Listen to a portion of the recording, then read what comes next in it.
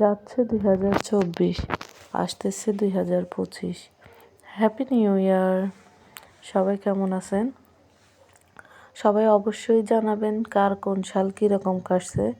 আমার যদিও 2020 সাল 20-এর মতো কাটছে, তারপরেও জানাই 2020 সালের ওই 20-এর মতো কাটানো সময়গুলোকে আলহামদুলিল্লাহ।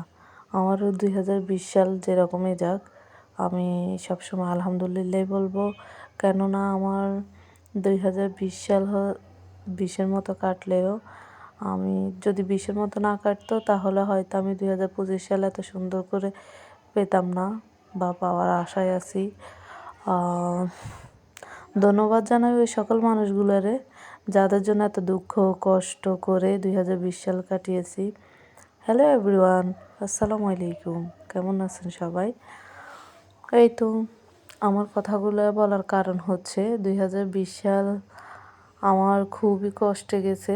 যদিও 2020 সালে করোনা ছিল, করোনাতে আমার কোনো করোনা হয় নাই বা আমি কোনো অসুস্থই ফিল করি নাই। ওইটা হচ্ছে যে পার্সোনাল একটা ইস্যু আর কি। তো 2020 সাল আমি আর আমার হাজব্যান্ড খুবই কষ্টে কাটিয়েছি।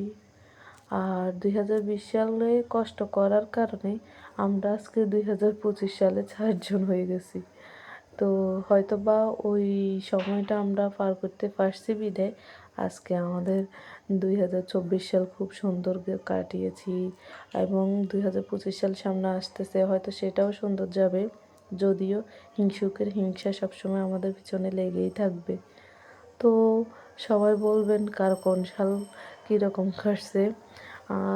2020 সাল যে 20-এর মতো যাবে এটা কখনো কল্পনা করার মতোই ছিল না। আর আমি কখনো কল্পনাই করি নাই আমার 2020 সাল যে 20-এর মতো যাবে। আল্লাহ সবাইকে হেদায়েত করুক আর সবার জন্য দোয়া।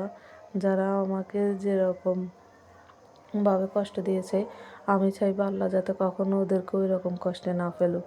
অ্যান্ড 2020 সাল এর প্রত্যেকটা দিন ছিল বিষাক্তময় আমার জন্য, আর প্রত্যেকটা রাত ছিল ঘুমহীন দিনের আলোর মতো। তো আমি চাইবো না কখনো কেউ কাউকে কষ্ট দিতে, বা আমিও চেষ্টা করবো আমি যাতে কেউ কখনো কষ্ট না দিয়ে থাকতে। আর আমি সবাইকে বলবো কেউ কখনো অন্ধবিশ্বাস করবেন না প্লিজ। আপনাদের সবার কাছে আমার হাত জোড় করে অনুরোধ রইল।